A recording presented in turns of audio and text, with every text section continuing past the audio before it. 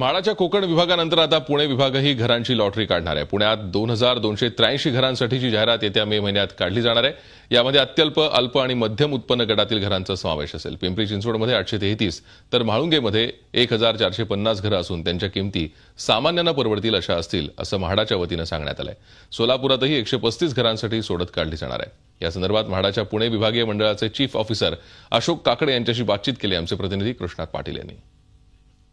पुण्यामध्ये देखील म्हाडांच्या घरांची लॉटरी निघणार आहे। आपल्यासोबत पुणे विभागीय मंडळाचे सीओ अशोक काकडे आहेत। सर, पुण्यामध्ये देखील म्हाडांची घरांची लॉटरी निघणार आहे।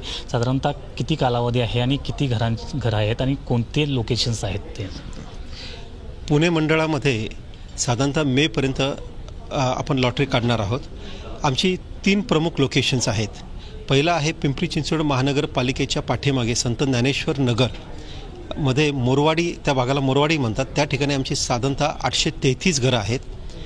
दुसरं आहे तळेगाव आणि चाकण या प्रमुख MIDC एरियाच्या मधोमध असलेलं म्हाळुंगे, येथे साधारणतः 1400 घरं आहेत आणि सोलापूरमध्ये आमची 135 घरं आहेत। अशी एकूण साधारणतः 2400 घरांची आमची लॉटरी मे महिन्यामध्ये आम्ही काढणार आहोत।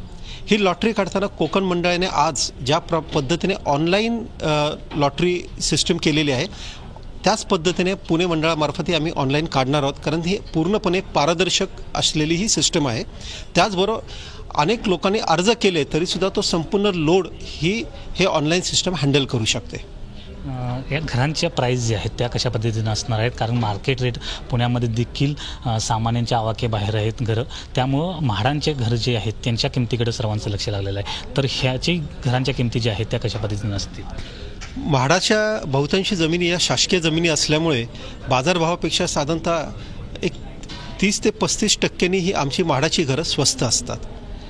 उदाहरणार्थ म्हणजे आता पिंपरी चिंचवड महानगरपालिकेच्या पाठीमागे जी घरं आहेत, ज्याला आपण मोरवाडी म्हणतो, त्या ठिकाणी साधारणतः एक MIGचं घर हे साधारणतः एक 35 लाखापर्यंत आपल्याला मिळेल आणि त्याच क्षेत्रफळाचं जर का तुम्हाला त्या भागामध्ये घर पाहिजे असेल तर त्याची किंमत जवळजवळ 60 ते 65 लाखापर्यंत जाऊ शकते।